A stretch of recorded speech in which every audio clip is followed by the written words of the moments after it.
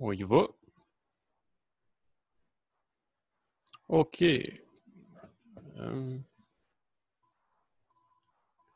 Excellent. Fait que, on est rendu où? On est rendu aux règles de dérivation. Certaines règles de dérivation. On a déjà vu, on va voir les autres. Donc là, on avait vu des formules de dérivation dans le dernier coup, puis le cercle trigonométrique.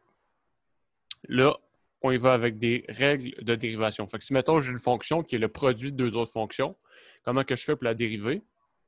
Ben, si vous voyez, j'ai changé un peu le format. J'ai déjà mis des affaires d'avance, comme ça va aller un peu plus vite. On va sauver du temps dans notre précieuse vie. Donc, la dérivée de ça, c'est quoi? Ben, quand on a le produit de deux fonctions, on ne fait pas juste dériver deux fonctions puis on les colle. Tu sais, quand on a la somme de plusieurs fonctions, on dérive la première, plus la dérivée de la deuxième, etc. Mais en produit, c'est pas ça. Il y a la règle de produit. Puis on dérive la première, on multiplie par la deuxième, plus on garde la première, puis on multiplie par la dérivée de la deuxième. Donc ça ici, c'est ma formule pour la règle du produit. Un exemple. Donc ici, j'ai la fonction x3 qui multiplie la fonction sinus de x. Fait que si je veux calculer sa dérivée, il faut que je dérive x3 que je multiplie par sinus de x. Puis à ça, wow! Qu'est-ce qui s'est passé là? Puis à ça, j'additionne, c'était traumatisant ça, x3 fois la dérivée de sinus de x. La dérivée de x3, c'est x à une puissance, donc on abaisse la puissance en avant, on fait moins 1 à l'exposant, ça fait 3x2 fois sinus de x, plus x3 fois dérivée de sinus, c'est cosinus. Cos de x. Donc ça serait ma réponse. Ça ici. On a utilisé la règle de produit parce qu'il y avait vraiment là, deux fonctions. Ici, ça serait mon h de x. Ça, c'est mon g de x dans ma formule. On a deux fonctions qui dépendent de x qui sont multipliées ensemble. Mais ça marche aussi si on a des fonctions de t. Là. Si j'ai une fonction de t, c'est une fonction de t fois une autre fonction de t. C'est la même affaire. Là. La variable ici, c'est juste une variable. Fait qu'on peut dériver ça par rapport à t aussi. Ça dépend juste de la variable. OK? Remarque, on avait vu la formule que qu'on avait une constante fois une fonction, on laissait la constante en avant pour multiplier par la dérivée de la fonction. Mais ça, en fait, c'est une application de la règle de chaîne. Parce que si on fait la règle de chaîne, une fonction constante, on peut considérer ça comme une fonction. Donc, si on fait la règle de produit entre ces deux fonctions-là, ça fait la dérivée de c fois ça ici, plus c fois la dérivée de ça ici. Mais la dérivée d'une fonction constante. Fonction constante, ça vaut tout le temps la même affaire. Donc, la dérivée, c'est la pente de la tangente. C'est 0. Donc, ça fait 0 fois h de x, ça s'en va, ça devient 0. Donc, il me reste juste la formule qu'on avait déjà vue avant. Fait on peut voir ça de même. Une autre remarque. Si j'ai ça ici, ça, je peux voir ça si je veux. Je vais vous laisser le faire. Comme le produit de deux fonctions ici. Calculer la dérivée, mais ce n'est pas nécessaire dans un cas de même, parce que ça, on peut tout le temps mettre les x quand ils sont multipliés ensemble. Ça, racine quatrième, c'est exposant un quart. Fait quand ils sont multipliés ensemble, c'est la même base. Les deux, c'est x exposant quelque chose. Fait que je les multiplie, j'additionne les exposants. Ça devient x à la 3 plus un quart. Là, pour mettre ça ensemble, ben là, il faut mettre ça sur un dénominateur commun. 3, c'est la même chose que 12 quarts plus un quart, c'est x à la 13 quarts. Fait qu'on peut juste dériver x à la 13 quarts si on cherche la dérivée. Je n'avais pas écrit dérivée, fait que ça ne fait pas de sens ce que j'écris. Mais si on cherche la dérivée, on peut directement faire ça sans utiliser la règle du produit. Mais si on utiliserait la règle du produit, on peut dériver ça directement ou utiliser la règle du produit ici. Donc, je vous encourage à règle du produit, ce serait ça ici. Plus ça ici. Je vous encourage à essayer de faire l'exercice des deux façons différentes, puis d'arriver à la même réponse. Là, les maths, ce qu'on fait quand je fais des maths, c'est comme si je voulais jouer au basketball. Là, je suis le coach, je vous dis, OK, vous prenez votre shot de même, vous lancez comme ça. comme ça. Quand tu es à cette position-là, boum, boum, tu fais un petit move comme ça ici, puis là, tu vas compter. Regardez-moi le faire, puis là, je le fais. Mais si vous faites juste regarder quelqu'un faire ces affaires-là, puis juste parler de ces affaires-là, oui, vous allez avoir une meilleure connaissance que quelqu'un qui n'a pas entendu ces conseils-là, mais quelqu'un qui a même jamais entendu ces conseils-là, puis qui a juste pratiqué par lui-même, va être encore meilleur que ça. Fait que, tout ça pour dire que le best pour apprendre les maths, c'est vraiment d'en faire par soi-même des petits exercices pour voir où est-ce que nous-mêmes on bloque. Fait que je vous conseille fortement de l'essayer. Mettez la vidéo sur pause là. Faites-les. Cette façon-là dérivée, cette façon-là dérivée. Ah, c'est la même chose. Wow! C'est ça.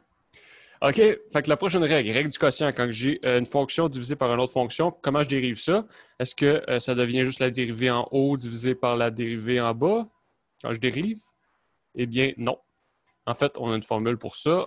Quand on calcule la dérivée, ça devient la première en haut dérivée fois celle d'en bas, moins, là c'est un moins ici, la première d'en haut fois la dérivée de celle d'en bas sur celle d'en bas au carré. Ça, c'est la formule du quotient. Exemple, j'ai deux fonctions ici, sinus sur cosinus. Fait que si je veux dériver ça, c'est quotient de deux fonctions. Fait qu'il faut que je prenne la dérivée de celle-là d'en haut fois celle-là d'en bas moins celle-là d'en haut fois la dérivée de celle-là d'en bas. Là, c'est mélangeant des primes puis des 1. Mais 1, maintenant, je vais les faire comme ça. Puis ça, ça veut dire dérivé. Okay? Je vais essayer de faire ça. Ça, c'est des primes, des dérivés. Fait que, OK, ça, c'est la formule. Donc, si je dérive ça, dérivée de sinus, c'est cosinus. Donc, ça fait cosinus de x fois cosinus de x moins sin de x. Puis la dérivée de cosinus de x, c'est moins sin de x. Donc là, il ne faut pas écrire moins. Si j'écris moins sin de x ici, c'est pas bon. C'est sinus de x fois la dérivée. Donc, ça va être fois moins sinus de x. Ici, c'est pas la même chose. Faut faire maintenant attention. Puis là, si je fais ça, cosinus fois cosinus, ben c'est cosinus carré de x.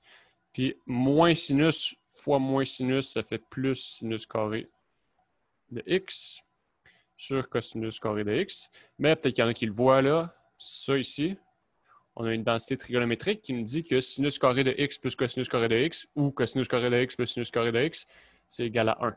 Ça, c'est l'identité trigonométrique du dernier cours.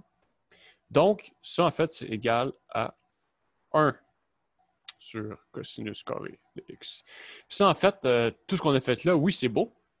Puis en fait, c'est tout ça pour dire que c'est comme ça qu'on trouve la dérivée aussi de la fonction tangente. On calcule la dérivée de sinus avec la définition théorique, on trouve que c'est cosinus. On calcule la dérivée de cosinus avec la définition théorique. Définition théorique, c'est limite lorsque h tend vers 0, blablabla.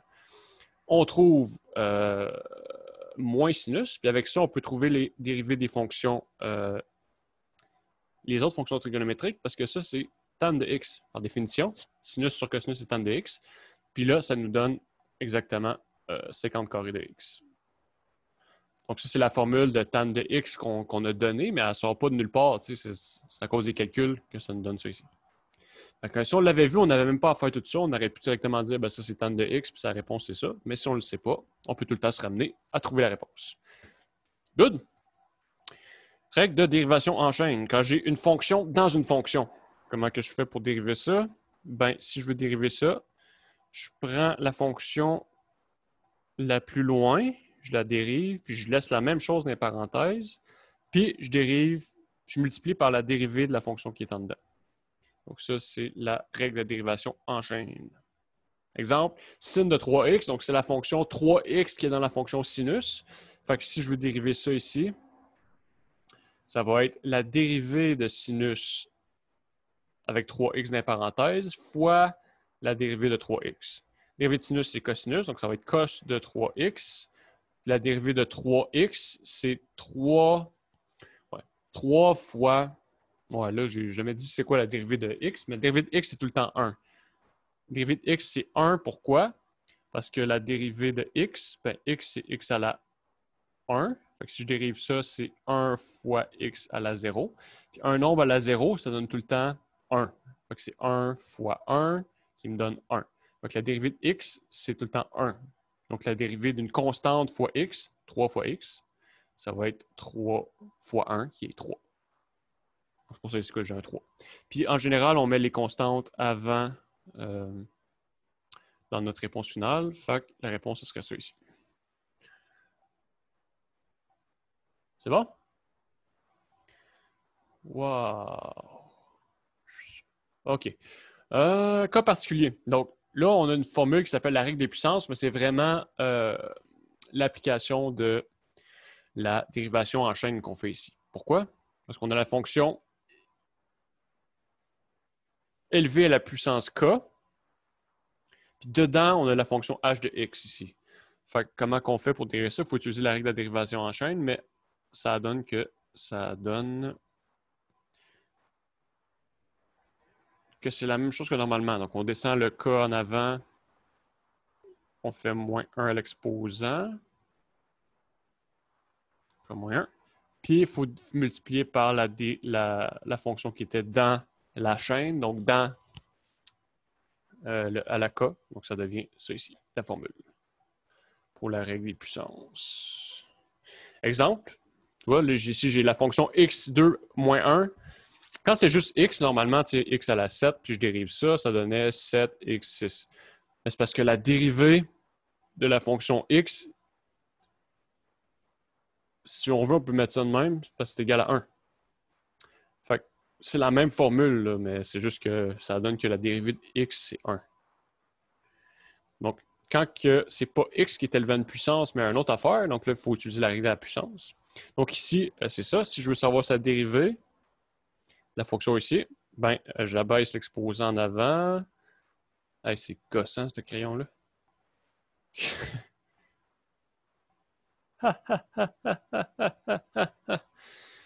Ouais. OK. Oui. OK. On dérive ça de même. On abaisse l'exposant en avant, on fait moins 1. Puis là, il faut dériver par l'intérieur de notre chaîne.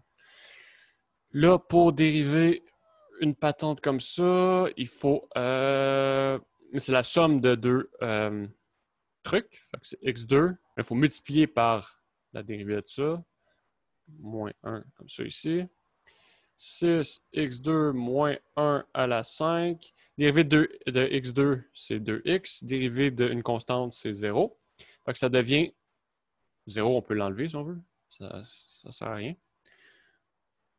Fait que ça devient 2x fois ça. Mais ça, on ne laisse pas ça de même. On peut regrouper, vu que c'est une multiplication. Si normalement, si j'ai 2x plus 6, je ne peux rien faire. Je ne peux pas rien regrouper avec ça. C'est du x et des constantes. Mais si j'ai 2x fois 6, ça, c'est 12x. Fait qu'ici, il faut faire ça. C'est une multiplication. Ça devient 12x, x2 moins 1 à la 5. Ça, c'est ma réponse finale. Good! Hey, ça va bien, là. On est en feu. Puis la dernière petite règle, des fois, celle-là, on ne l'a pas nécessairement vue pour tout le monde. Fait que je vais faire la preuve de la formule après. Mais, comment que ça marche?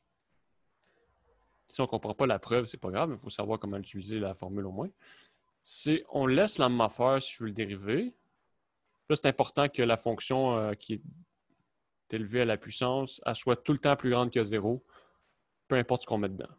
Parce que dans notre formule ici, il y a un ln de cette fonction-là qui apparaît, puis les logarithmes, c'est juste défini pour des nombres strictement positifs. Donc, fois ça ici, tout ça dérivé. Ça, c'est la formule. Fait qu'ici, en général, si ça c'est une fonction de x, ça c'est une fonction de x, ici, ça va être une fonction de x, ça va être une fonction de x, il va falloir utiliser la règle du produit ici. Mais bon, ça c'est ma règle d'une fonction à une puissance. Puis, exemple, donc ça ici, c'est la fonction sinus de x élevée à la puissance d'une fonction en x, comme ça ici.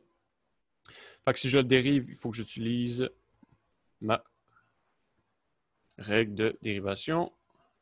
Donc, c'est la même chose, sinus de x. Donc là, sinus de x, ici dans l'exercice, il faut dire que x est entre 0. Ça devrait être donné dans l'exercice, parce que sinon, ça ne fonctionnera pas. 0 à pi, parce que sinon, on ne peut pas prendre le logarithme, parce que sinon, le sinus, il va être négatif. OK. Fait que c'est ça.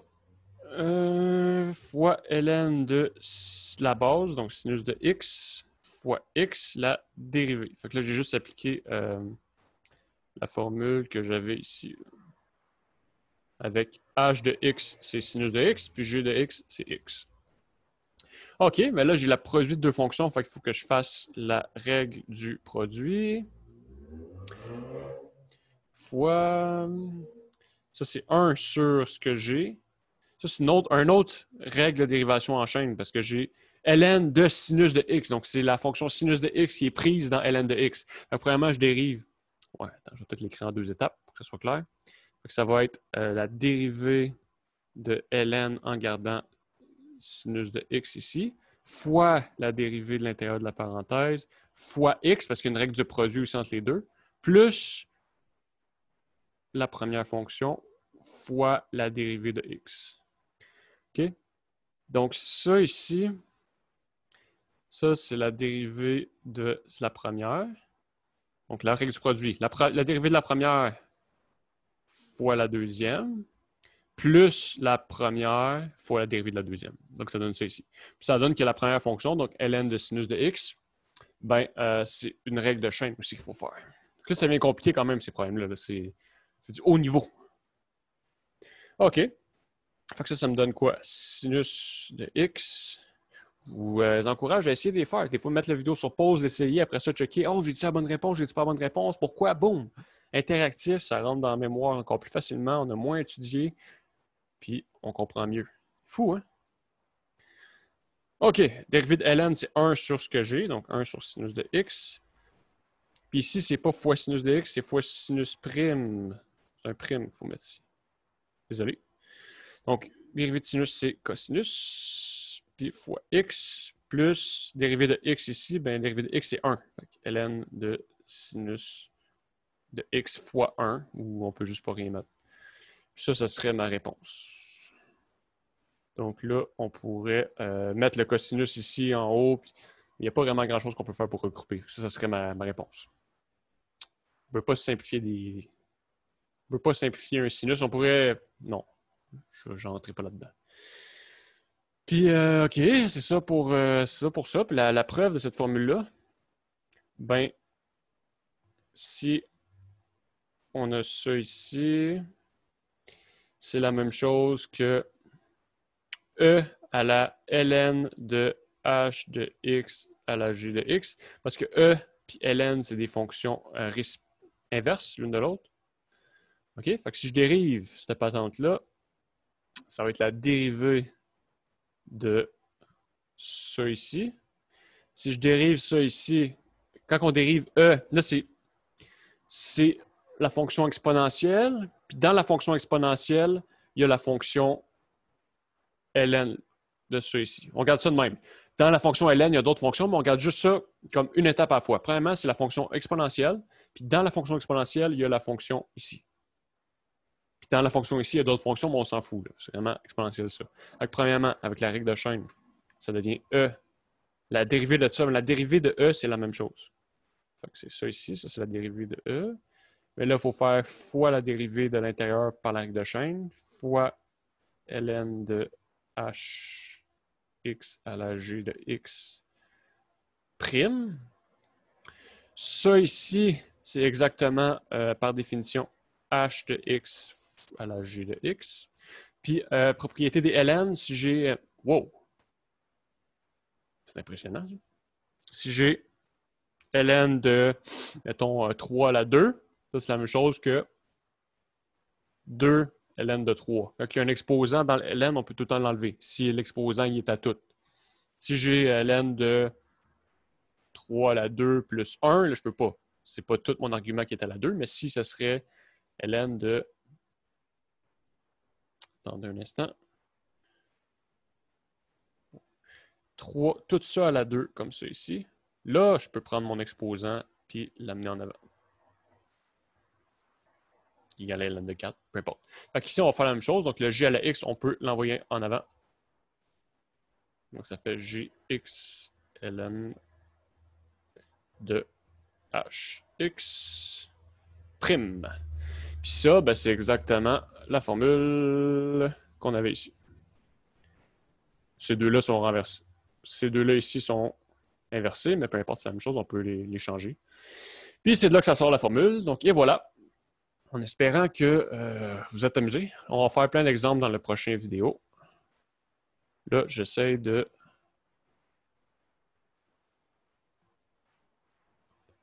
Où c'est que je veux m'en aller avec ça, moi? Stop share. Thank you very much.